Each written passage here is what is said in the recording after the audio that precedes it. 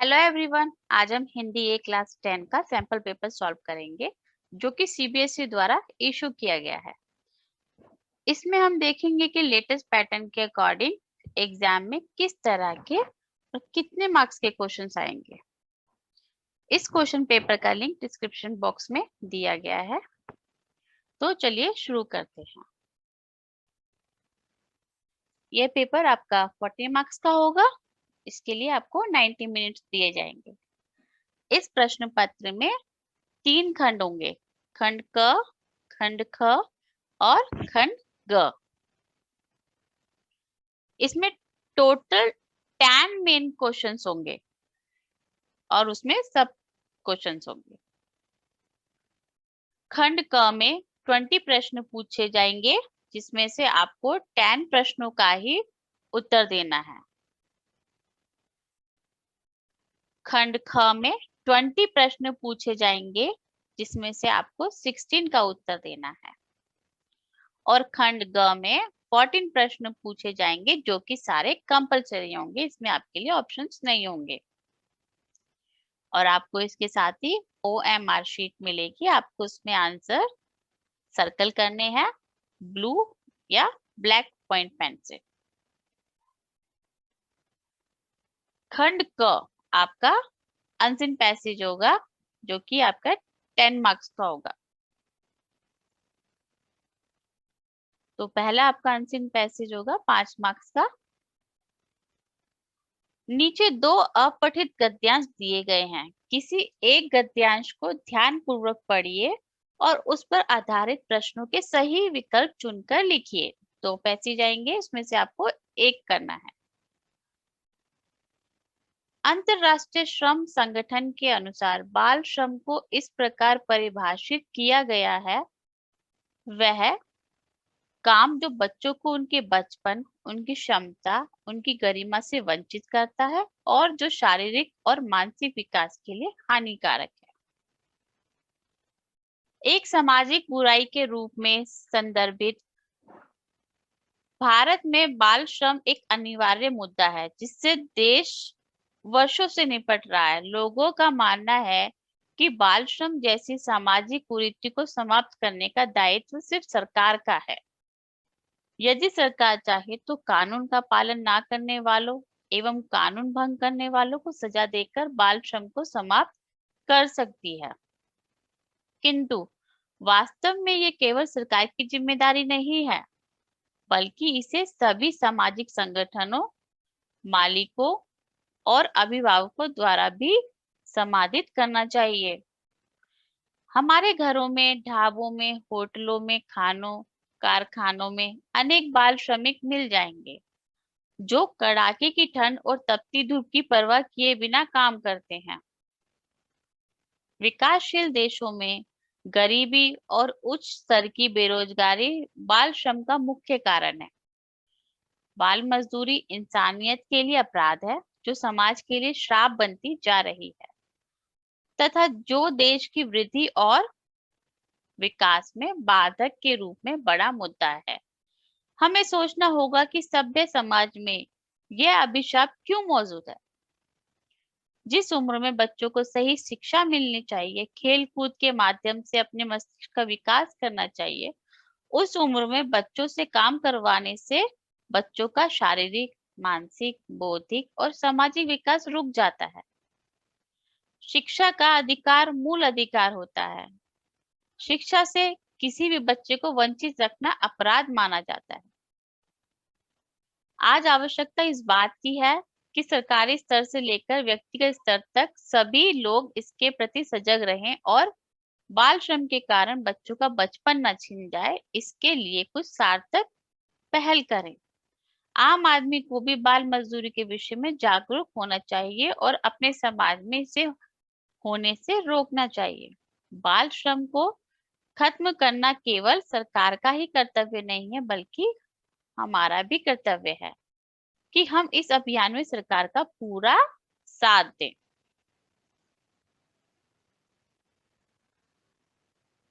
Question number 1, गद्यांश के आधार पर बताइए कि बाल श्रम जैसी सामाजिक कुरीति को समाप्त करने के लिए लोगों की सोच कैसी है? आपके ऑप्शंस है बाल श्रम को समाप्त करना केवल समाज सेवी संस्थाओं का दायित्व है, बाल श्रम को समाप्त करना केवल जनता का दायित्व है, बाल श्रम को समाप्त करना केवल सरकार का दायित्व है, या बाल श्रम को समाप्त करना केवल अभिभावकों का दायित्व है। इसका सही उत्तर है ग, बाल श्रम को समाप्त करना केवल सरकार का दायित्व है। सब क्वेश्चन नंबर 2, घरों में, ढाबों में, होटलों में, खानों, कारखानों में अनेक बाल श्रमिकों को काम करता देखकर भी हम उदासीन क्यों बने रहते हैं? आपके ऑप्शन है हम सिर्फ अपने बारे में सोचते हैं, हम जागरूक बनना नहीं चाहते, हम उनकी सहायता करना नहीं चाहते हैं, या हम संवेदना शून्य हो चुके हैं। तो इसका सही उत्तर है हम संवेदना शून्य हो चुके हैं। सब क्वेश्चन नंबर 3, गद्यांश के आधार पर बताइए कि बाल श्रम को रोकने के लिए सार्थक प्रयास क्यों किए जाने चाहिए? आपके ऑप्शंस हैं बाल श्रम के कारण बच्चों का बचपन छिन जाता है, बाल श्रम के कारण वे जल्दी बड़े हो जाते हैं, बाल श्रम के कारण बच्चों को घर पर ही रहना पड़ता है, या बाल श्रम के कारण बच्चों को विद्यालय आना नहीं पड़ता। सही उत्तर है बाल श्रम के कारण बच्चों का बचपन छिन जाता है। सब क्वेश्चन नंबर 4, बच्चों को बाल श्रम के लिए क्यों विवश किया जाता है? आपके ऑप्शंस हैं जागरूकता का अभाव, निर्धनता और भूखमरी, शिक्षा का अभाव, या लोगों की मनोवृत्ति।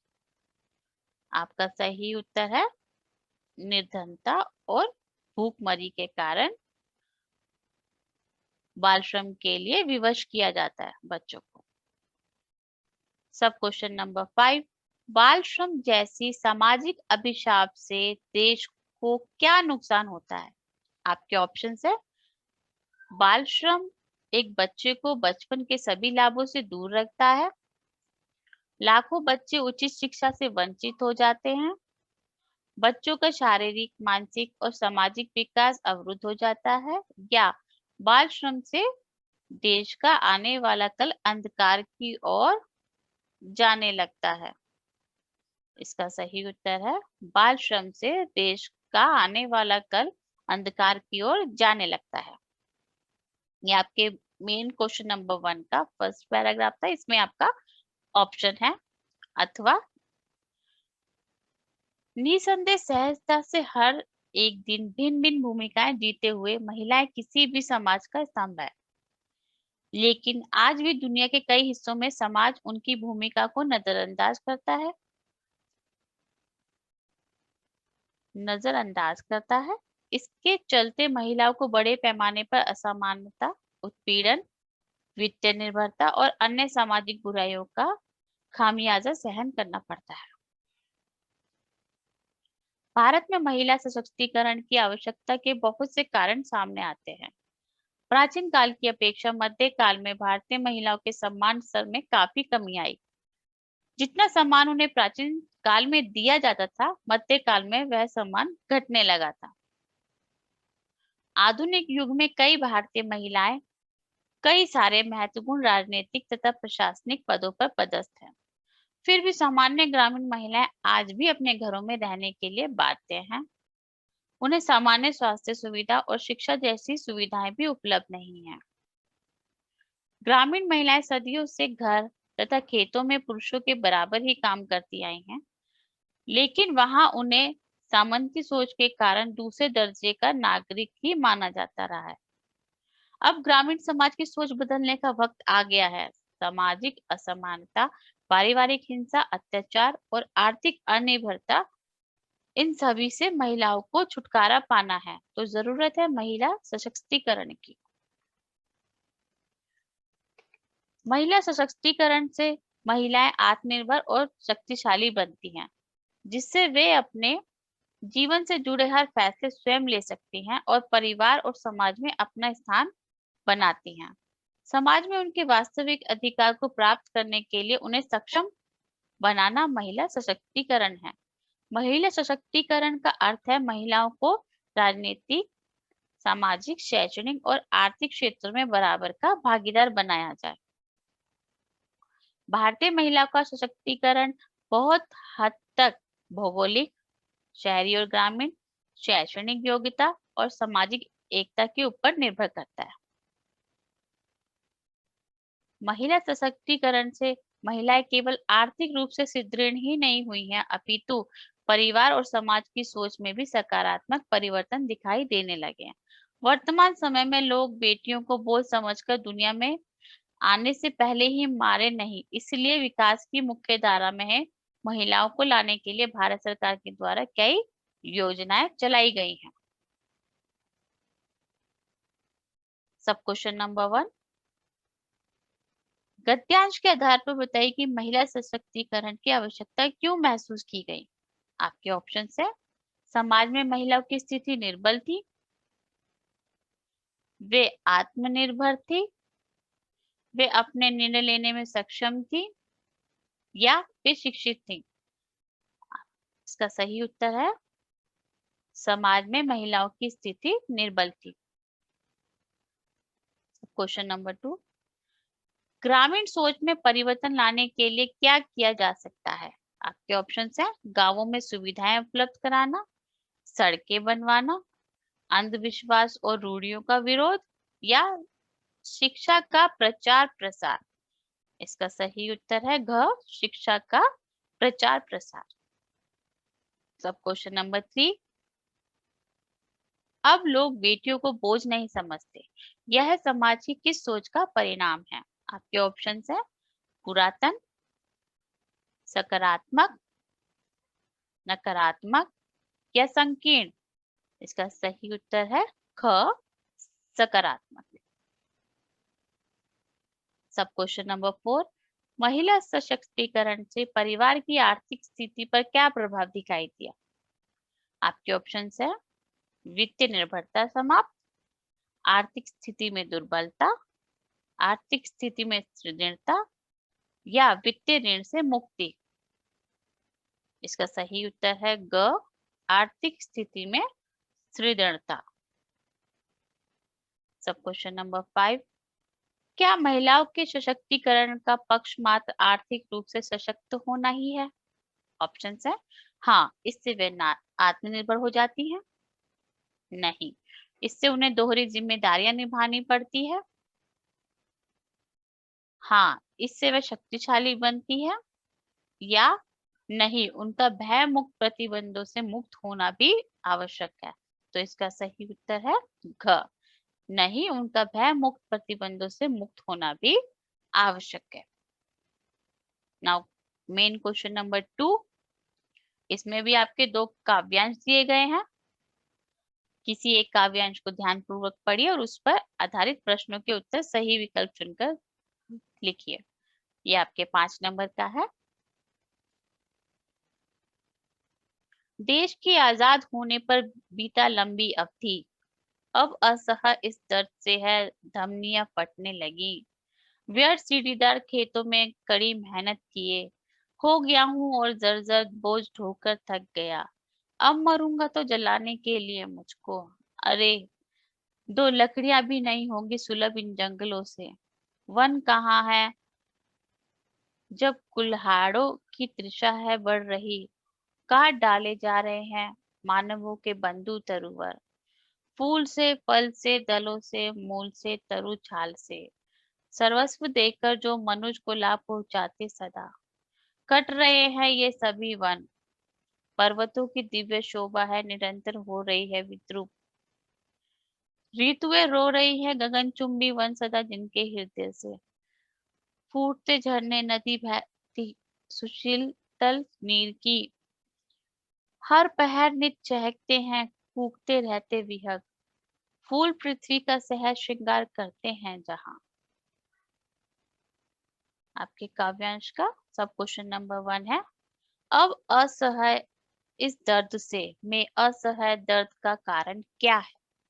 आपके ऑप्शन है आजादी के बाद लंबी अवधि बिता देना, खेतों में कड़ी मेहनत करना, वनों का ना रहना या जर्जर हो जाना। इसका सही उत्तर है ग, वनों का ना रहना। सब क्वेश्चन नंबर 2, जब कुल्हाड़ों की तृषा है बढ़ रही, इस कथन से क्या तात्पर्य है? आपके ऑप्शन है हिंसा बढ़ना, सामाजिक क्रांति होना, युद्ध का अवसर आना या पेड़ों को काटकर भी तृप्त न होना। इसका सही उत्तर है घ, पेड़ों को काटकर भी तृप्त न होना।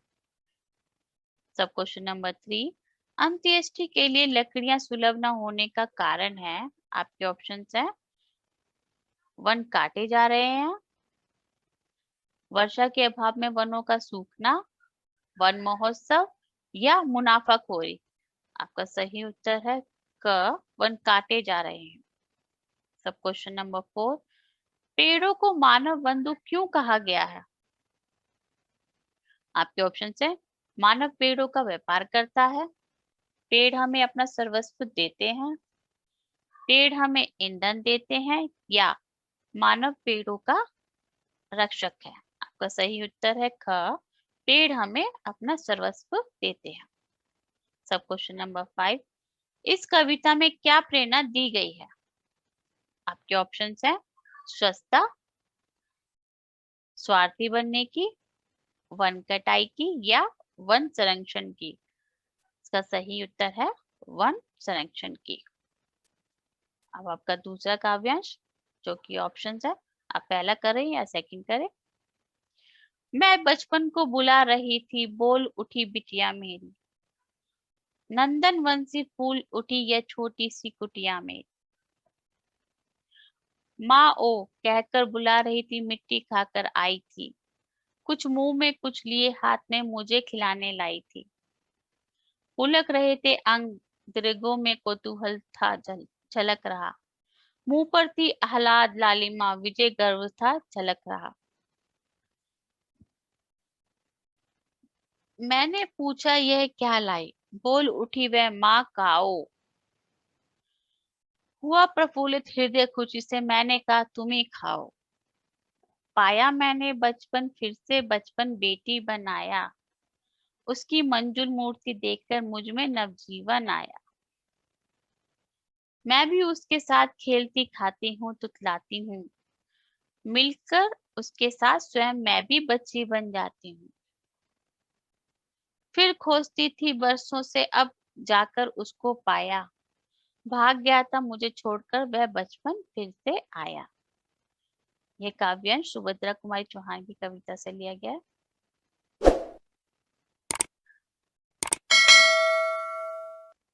सब क्वेश्चन नंबर 1, काव्यांश के आधार पर बताइए कि कवित्री ने अपने बचपन को किस रूप में पुनः पाया है। आपके ऑप्शन है सहेली के रूप में, अपनी बिटिया के रूप में, बचपन की मधुर स्मृति के रूप में या माँ के रूप में।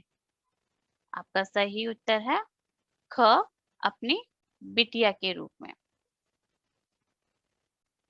सब क्वेश्चन नंबर 2, कवित्री वर्षों से किसे खोज रही थी। आपके ऑप्शन है अपनी बेटी को, बचपन की सहेली को, अपनों के साहचर्य को या अपने बचपन को। इसका सही उत्तर है घ, अपने बचपन को। कवित्री की बेटी के चेहरे पर किस कारण विजय गर्व झलक रहा था। आपके ऑप्शन है माँ को संग खेलते देखकर, माँ के साथ मिट्टी में खेलने के कारण, माँ को मिट्टी खिलाने लाने के कारण या माँ को प्रसन्न देखकर। आपका सही उत्तर है ग, माँ को मिट्टी खिलाने लाने के कारण। सब क्वेश्चन नंबर 4, मिट्टी खिलाने आई बेटी की छवि कैसी थी। आपके ऑप्शन है उसका शरीर धूल धूसरित था और आंखों में डर था, उसका अंग अंग पुलकित हो रहा था और उसकी भोली आंखों से उत्सुकता झलक रही थी, उसकी आंखों में शरारत नजर आ रही थी या उसकी छवि मनमोहक और आकर्षक थी? तो आपका सही उत्तर है ख। उसका अंग अंग पुलकित हो रहा था और उसकी भोली आंखों से उत्सुकता झलक रही थी। सब क्वेश्चन नंबर 5, बेटी और माँ के बीच क्या संवाद हुआ?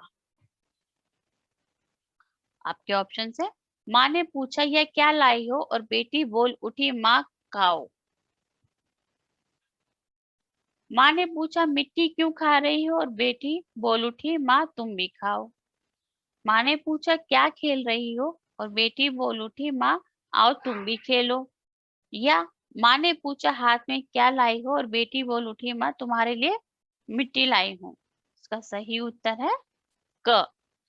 माँ ने पूछा यह क्या लाई हो और बेटी बोल उठी माँ काओ। यहाँ पर आपका खंड क समाप्त होता है, अब शुरू होता है खंड ख, जो कि आपका व्यवहारिक व्याकरण है, ग्रामर है। इसमें ये आपका ग्रामर 16 मार्क्स का होगा। क्वेश्चन नंबर 3, निर्देशानुसार किन्हीं 4 प्रश्नों के उत्तर लिखिए। सब क्वेश्चन नंबर 1, बादल घिर आए और वर्षा होने लगी, रचना के आधार पर वाक्य भेद है। आपके ऑप्शंस है सरल वाक्य, मिश्र वाक्य, संयुक्त वाक्य या साधारण वाक्य। इसका सही उत्तर है संयुक्त वाक्य। सब क्वेश्चन नंबर 2, निम्नलिखित में मिश्र वाक्य है। आपके ऑप्शंस है अवनी आई और पढ़ने बैठ गई, बच्चे दूध पीकर सो गए, अध्यापक के सामने सब शांत रहते हैं, या जो झूठ बोलते हैं उन पर विश्वास मत करो।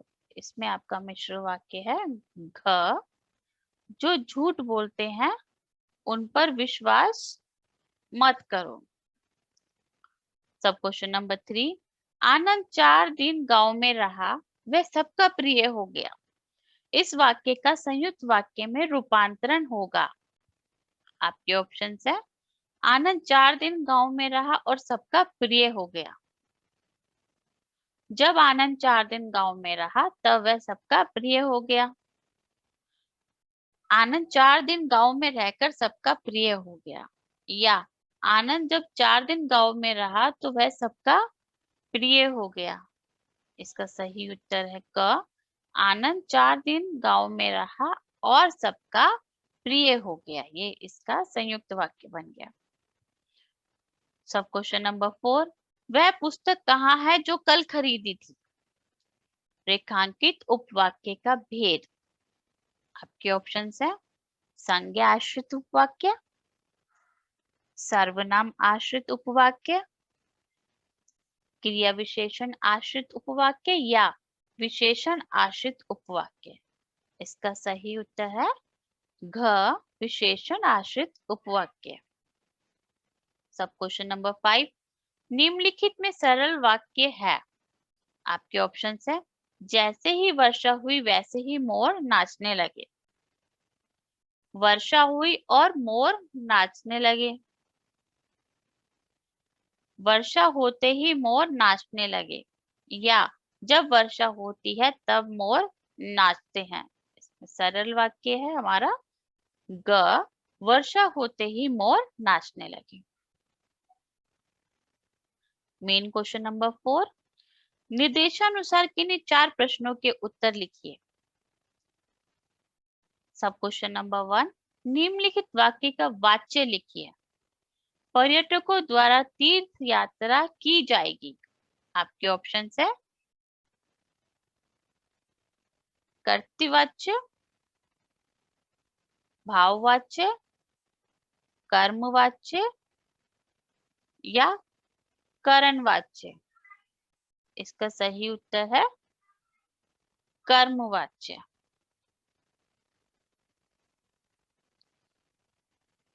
सब क्वेश्चन नंबर 2, हालदार साहब ने पान खाया, उपयुक्त वाक्य को कर्म वाच्य में बदलिए।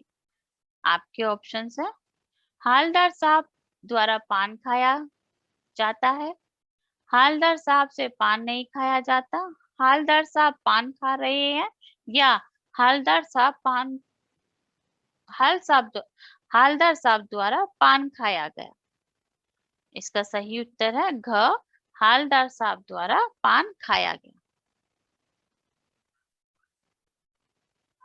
सब क्वेश्चन नंबर 3, पक्षी बाग छोड़कर नहीं उड़े, उपयुक्त वाक्य को भाववाच्य में बदलिए। आपके ऑप्शंस है पक्षी बाग छोड़कर नहीं उड़ सके, पक्षियों से बाग छोड़कर उड़ा नहीं गया, पक्षी बाग छोड़कर नहीं उड़ सकते, या पक्षियों से बाग छोड़कर उड़ा नहीं जाता। इसका सही उत्तर है ख, पक्षियों से बाग छोड़कर उड़ा नहीं गया। सब क्वेश्चन नंबर 4, निम्नलिखित वाक्यों में से कर्तृवाच्य वाला वाक्य छाटिए। आपके ऑप्शन है छात्रों द्वारा सभी का स्वागत हुआ, छात्रों से सभी का स्वागत करवाया गया, छात्रों ने सभी का स्वागत किया, या छात्रों द्वारा सभी का स्वागत किया जाएगा। आपका सही उत्तर है ग, छात्रों ने सभी का स्वागत किया। सब क्वेश्चन नंबर 5, निम्नलिखित में से कौन सा भाववाच्य का सही विकल्प है? आपके ऑप्शन है आओ वहां बैठे, आओ वहां बैठा जाए, अब वहां बैठते हैं, या चलो अब वहां बैठते बैठे। इसका सही उत्तर है ख, आओ वहां बैठा जाए।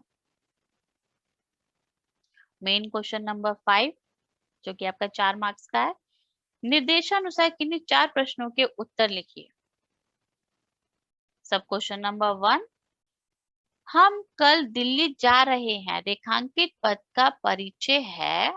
आपके ऑप्शन है जातिवाचक संज्ञा, एकवचन, पुल्लिंग, कर्ता कारक, व्यक्तिवाचक संज्ञा, एकवचन, पुल्लिंग, अधिकरण कारक, व्यक्तिवाचक संज्ञा, एकवचन, पुल्लिंग, कर्म कारक, जातिवाचक संज्ञा, एकवचन, पुल्लिंग, अपादान कारक। इसका सही उत्तर है ख, व्यक्तिवाचक संज्ञा, एकवचन, पुल्लिंग, अधिकरण कारक। सब क्वेश्चन नंबर 2, यह बालक बहुत मेधावी है। आपके ऑप्शंस हैं निश्चयवाचक सर्वनाम, एकवचन, पुल्लिंग, कर्ता कारक, जातिवाचक संज्ञा, बहुवचन, पुल्लिंग, कर्ता कारक, सार्वनामिक विशेषण, एकवचन, पुल्लिंग, विशेष्य बालक, या गुणवाचक विशेषण, एकवचन, पुल्लिंग, विशेष्य बालक।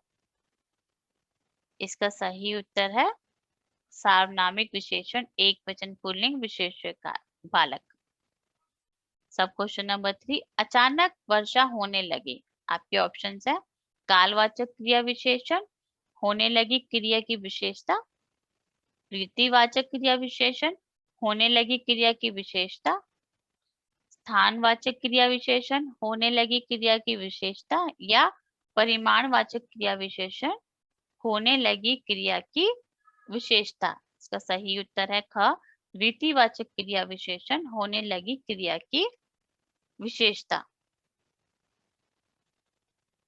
सब क्वेश्चन नंबर 4, वाह भारत मैच जीत गया।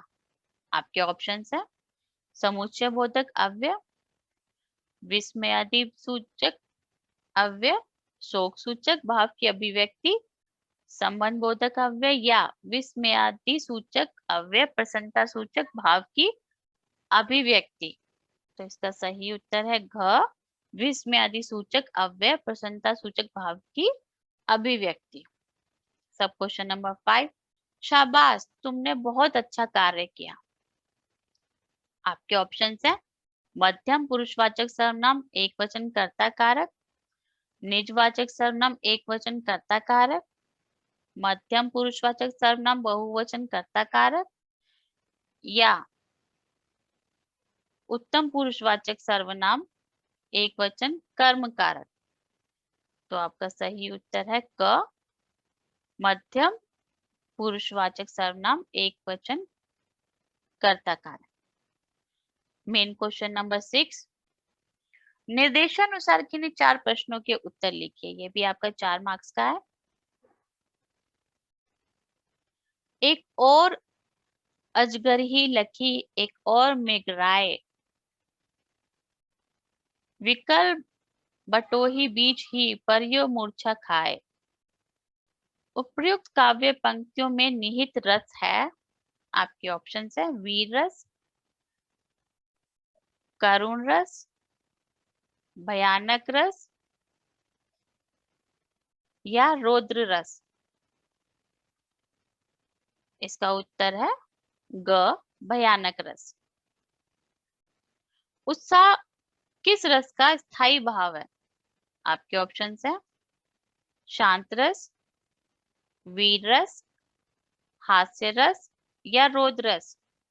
इसका सही उत्तर है ख, वीर रस। सब क्वेश्चन नंबर 3, श्री कृष्ण के सुन वचन अर्जुन शोभ से जलने लगे, सब शील अपना भूलकर करतल युगल मलने लगे। संसार देखे अब हमारे शत्रु रण में मृत पड़े, करते हुए घोषणा वह हो गए उठकर खड़े। उपयुक्त काव्य पंक्तियों में निहित रस है। आपके ऑप्शन है रौद्र रस, विभत्स रस, भयानक रस या वीर रस। आपका सही उत्तर है क, रौद्र रस। क्वेश्चन नंबर 4, सब क्वेश्चन नंबर 4, विभाव, अनुभाव और संचारी भावों की सहायता से क्या रस रूप में परिणत हो जाते हैं? आपके ऑप्शन है आलंबन विभाव, व्यभिचारी विभाव, व्यभिचारी भाव, उद्दीपन विभाव या स्थायी विभाव। आपका सही उत्तर है घ, स्थायी भाव। सब क्वेश्चन नंबर 5, अद्भुत रस का स्थायी भाव है। आपके ऑप्शंस है भय, विस्मय, जुगुप्सा या क्रोध। आपका सही उत्तर है विस्मय।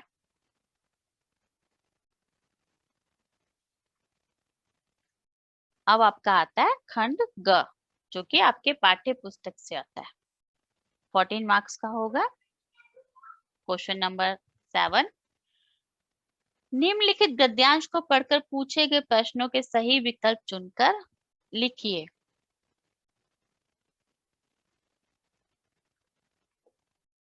नहीं साहब, वो लंगड़ा क्या जाएगा फौज में, पागल है पागल, वो देखो वो आ रहा है। आप उसी से बात कर लो, फोटो वोटो छपवा दो उसका कहीं। हालदार साहब को पान वाले द्वारा एक देशभक्त का इस तरह मजाक उड़ाया जाना अच्छा नहीं लगा। मुड़कर देखा तो अवाक रह गए। एक बेहद बूढ़ा मरियल सा लंगड़ा आदमी, सिर पर गांधी टोपी और आंखों पर काला चश्मा लगाए, एक छोटी सी संदूकची और दूसरे हाथ में एक बांस पर टंगे बहुत से चश्मे लिए अभी अभी एक गली से निकला था, और अब वह बंद दुकान के सहारे अपना बांस टिका रहा था। तो इस बेचारे की दुकान भी नहीं फेरी लगाता है। हालदार साहब चक्कर में पड़ गए। पूछना चाहते थे इसे कैप्टन क्यों कहते हैं, क्या यही इसका वास्तविक नाम है? लेकिन पान वाले ने साफ बता दिया था कि अब वह इस बारे में और बात करने को तैयार नहीं। सब क्वेश्चन नंबर 1, प्रस्तुत गद्यांश में देशभक्त किसे कहा गया है? आपके ऑप्शंस हैं हालदार साहब को, कैप्टन चश्मे वाले को, सामान्य आदमी को या लेखक को। इसका सही उत्तर है ख, कैप्टन चश्मे वाले को। सब क्वेश्चन नंबर 2, पान वाले की कौन सी बात हालदार साहब को अच्छी नहीं लगी? आपके ऑप्शंस है मूर्ति बनाने वाले का अपमान, हालदार साहब पर हंसना मूर्तिकार के कार्य पे टीका टिप्पणी या एक देशभक्त का मजाक उड़ाना। इसका सही उत्तर है एक देशभक्त का मजाक उड़ाना। सब क्वेश्चन नंबर 3, चश्मे वाला एक बंद दुकान के सहारे अपना बांस क्यों टिका रहा था? आपके ऑप्शंस है, उसकी अपनी कोई दुकान नहीं थी, उसे किसी से बात करनी थी, यह दुकान बाजार के बीचों बीच थी, या वह उसके जानकार की दुकान थी। इसका सही उत्तर है उसकी अपनी कोई दुकान नहीं थी। क। सब क्वेश्चन नंबर 4, हालदार साहब पान वाले से कैप्टन चश्मे वाले के बारे में क्या पूछना चाहते थे? आपके ऑप्शंस है, चश्मे वाला फेरी क्यों लगाता है, वह चश्मे कब से बेच रहा है, इसे कैप्टन क्यों कहते हैं, या वह कहाँ रहता है? इसका सही उत्तर है ग, इसे कैप्टन क्यों कहते हैं। सब क्वेश्चन नंबर 5, हालदार साहब किस कारण कैप्टन के बारे में और जानकारी प्राप्त नहीं कर सके? आपके ऑप्शंस है, पान वाले ने इस बारे में बात करने से मना किया, पान वाला कैप्टन के बारे में अधिक नहीं जानता था, हालदार साहब के पास समय की कमी थी, या कैप्टन ने जानकारी देने से मना कर दिया। इसका सही उत्तर है क, पान वाले ने इस बारे में बात करने से मना कर दिया। मेन क्वेश्चन 8, जो कि आपकी 2 मार्क्स का है, निम्नलिखित प्रश्नों के उत्तर सही विकल्प चुनकर लिखिए। सब क्वेश्चन नंबर 1, बेटे की मृत्यु के पश्चात बाल गोविंद भगत का आखिरी निर्णय क्या था? आपके ऑप्शन है, पतोहू का पुनर्विवाह करवाना, पतोहू को शिक्षा दिलवाना, पतोहू को घर से निकालना, या पतोहू से घृणा करना। आपका सही उत्तर है क, पतोहू का पुनर्विवाह करवाना। सब क्वेश्चन नंबर 2, लेखक राम वृक्ष बेनीपुरी जी बाल गोविंद भगत की किस विशेषता पर अत्यधिक मुग्ध थे? आपके ऑप्शंस हैं, पहनावे पर, व्यवहार पर, मधुर गान पर, या कार्यकुशलता पर। इसका सही उत्तर है ग, मधुर गान पर। क्वेश्चन नंबर 9, 5 मार्क्स का है, निम्नलिखित काव्यांश को पढ़कर पूछे गए प्रश्नों के सही विकल्प चुनकर लिखिए।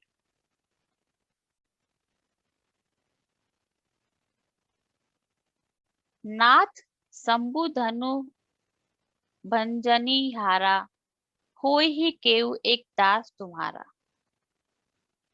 आये सुका कही किन मोही, सुनी रिसाई बोले मुनि कोही,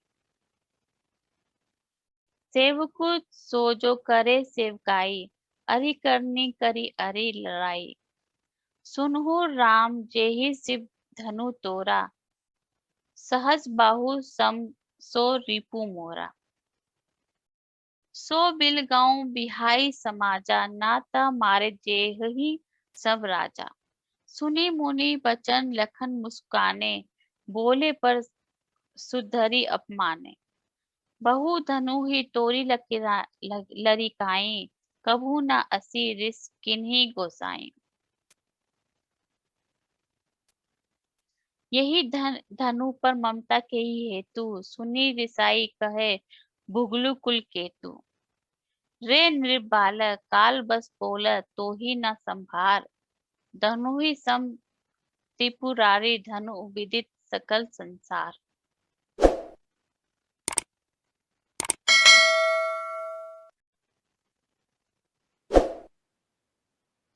परशुराम के क्रोध को शांत करने के लिए राम ने उनसे क्या कहा? आपके ऑप्शंस है, धनुष तोड़ने वाला कोई राजकुमार है, धनुष तोड़ने वाला आपका कोई सेवक होगा, धनुष तोड़ने वाला आपका कोई मित्र होगा, या यह धनुष अपने आप टूट गया। आपका सही उत्तर है ख, धनुष तोड़ने वाला आपका कोई सेवक होगा। सब क्वेश्चन नंबर 2, स्वयंवर में जो धनुष टूट गया था वह किसका धनुष था? आपके ऑप्शन है राजा जनक का,